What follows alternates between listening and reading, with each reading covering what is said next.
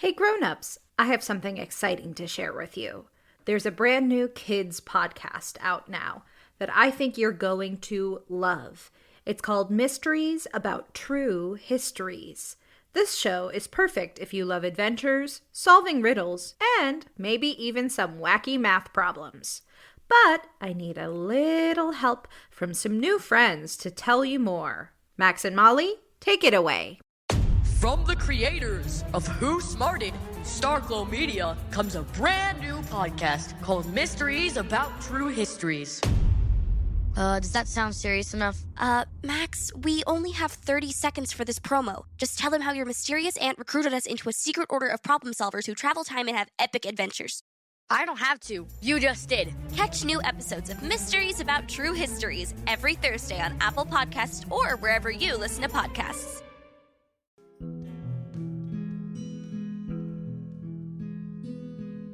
Hello, friends, and thank you for tuning in for a special, splashy Tale of Tales. Today, we'll be talking about the ocean or the sea. And as many listeners have requested, this is a story about Taffy, Power Dog's first cousin and Taffy's twin sister. We have sometimes referred to her as the bravest dog in all of Dogland. But another quality she has that I really admire is her curiosity. Do you remember that Taffy loves the ocean? She felt so happy whenever she was swimming in the sea, but she was also so very fascinated by anything having to do with the ocean, whether it was the way waves work, what lies in the deepest parts of the ocean, or what can be found along the shores. Her love for the sea and eventual desire to study it started when she was a very young pup. There was a family vacation to Hawaii, where they all stayed in a wonderful house right on the beach. Taffy and Tuffy's mothers had announced that the pups were allowed to wander on their own as long as they followed the rules about staying safe and checking in.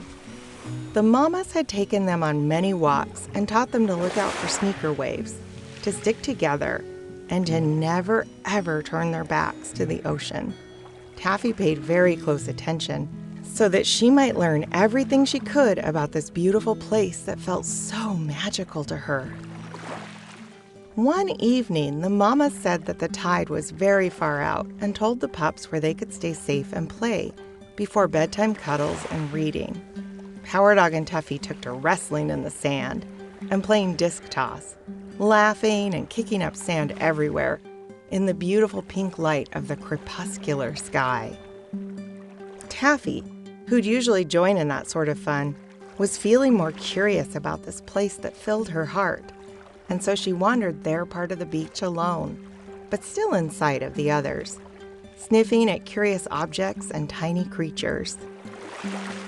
She came to sit on a great rock by the sea looking out over the water.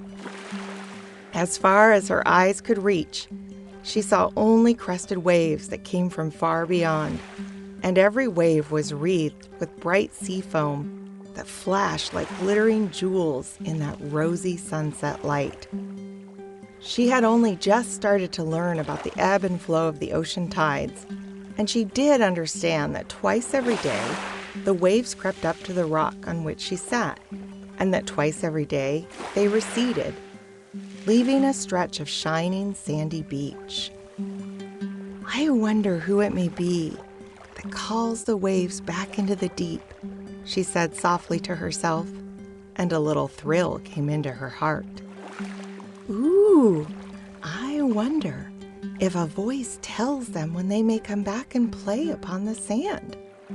And as she spoke, the tide of the thrill that rose in her heart gave deep colors to her eyes, like the colors of the ocean. Oh, wonderful sea, do tell me some of your secrets. Now, as if to give her an answer, a great unexpected wave, certainly the kind that the mamas had warned the pups about, rose up with a crest of foam from the deep green and purple far-off currents and broke upon the shore, all the way up to the rock with a roaring sea laugh almost at her feet. When the surf receded back from the sand, she saw that the wave had left bits of seaweed on the sand and shells and interesting wriggling little sea creatures. "So this is the way that you answer me," she exclaimed. "And I have to find out the rest for myself." She climbed down from the great gray rock to better see what the wave had left for her. At first, she saw only broken up shells and coarser rocks that lay exposed. But as her eyes grew accustomed to searching, she found countless treasures that had been left on the sand, in coves and confined to the tide pools around the base of the great gray rock. The longer and closer she looked, the more she was rewarded. The more she saw of the little sea wigglies, the more she loved them. And the more she loved them, the more she was able to find. There were little fleets, tinted and fragile, such as she had never seen before, stranded upon the beach. Scores of tiny, beautiful objects, or perhaps beings, lay glittering for a moment in the light, then buried themselves in the sand from sight. "I wonder what they all are," she said aloud. "I wonder where they came from. I wonder, how can they bury themselves so quickly in this sand? In fact, I wonder too, where the stretches of all this white, silvery sea sand comes from," she thought to herself as she looked all around and wondered if she might just get the zoomies all by herself. Do you all know about the zoomies? If you have a family pet, then you may have already seen an individual get the zoomies. It is also possible that you have gotten the zoomies. I myself have seen my co-writer get the zoomies. This is a popular and silly word for when a dog or cat or kid or, well, pretty much any living thing gets a burst of crazy frenetic energy. And that burst of energy could make that individual run as fast as they can in circles and zoom, zoom, zoom, zoom, zoom all around until they burn off that quick burst of crazy energy. Taffy looked all around, laughed a bit to herself, and she didn't get the zoomies. Instead, she remained fairly still and very curious about everything that was going on around her, and she decided to instead very mindfully notice everything. She took in a great big sniff, smelling the salt air, and she turned about in a slow circle, drinking in the sights with her eyes. Right then and there, she made a promise to herself to remember this moment for as long as she possibly could, and to always stay curious about the sea. Long, graceful curves upon the beach marked the limit of the incoming waves, and all along the sand were strewn the remarkable creatures of the sea. Slowly again, the tide was creeping up upon the sand. "So, old sea, my new friend, are you coming back after your treasures?" Taffy asked wholeheartedly, facing the ocean and seeming to expect an answer of some sort. Then she continued, "I love your oddly soothing roar, and your sea songs make me excited, but I do wonder what it is that you are singing about. I want to know where your bright waves come from. Ahoo!" She howled into the wind above the waves. "Oh, I wonder and wonder and wonder so many things." For this young pup who sat by the sea and who wondered, and for other puppies who wonder, what sea stories are yet to be told? We see the waves come racing in, one after another, like foaming steeds, the waters that roll and tumble in. Crested billows were not always in the sea.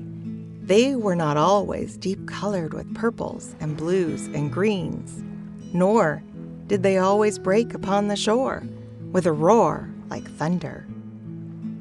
Even the water drops that crest a single wave were most of them born far away, and often very far from each other. They, the drops that make up the sea, have traveled through many lands to their meeting place, this ocean, Some of them came tripping along in merry little brooks that laughed and sang and ran races. Sometimes the merry little brooks leaped into each other's arms and journeyed along together. No longer little rills, but rivers marching with a sterner tread. There was a river that stopped to work on its way, and at night the stars came down with the new moon, like a golden boat, and sailed upon its chest. Many of the water drops that helped to make the sea waves were once held in great icebergs, but the sun came along with a golden key to unlock the ice and set the water drops free. When they are freed, they trickle and sparkle and run until they can slip into the sea. No single tear or raindrop has been too small to help make the great waves of the sea. The waves run together and help make the great billows that dash and roar. But the water in the brooks and rivers and raindrops, it was sweet and good to drink. The seawater is salt and bitter. That is because the water that has traveled through many lands has brought some of the salt and the bitterness out of the soil it has washed over. Openings in the seafloor also share their salts. But it is the rocks along the land that give the major source of seawater salts. Slightly acidic rainwater that falls on land erodes rocks in its journey to the sea. Every drop of water that travels to the sea brings something along with it. If you will take some of the seawater home with you and boil it, then the water will vanish away in steam, but it will leave something behind. You will find left in the dish something that looks a little like snow. Taste it. It is salt and bitter like the sea water. If you can examine it with a magnifying lens, you will see that it is in little white flakes. They are in many shapes and are called crystals. The square crystals are salt. There are oblong crystals too. They are called lime. There are other kinds of crystals left when the water travels away, and they are not shaped like the salt or the lime crystals. Every kind of crystal has its own shape. Little waves and crystals tell a story too, all about a journey to be learned by me and by you. So tell me, young pups who sit by the sea and wonder, what sea stories are yet to be learned?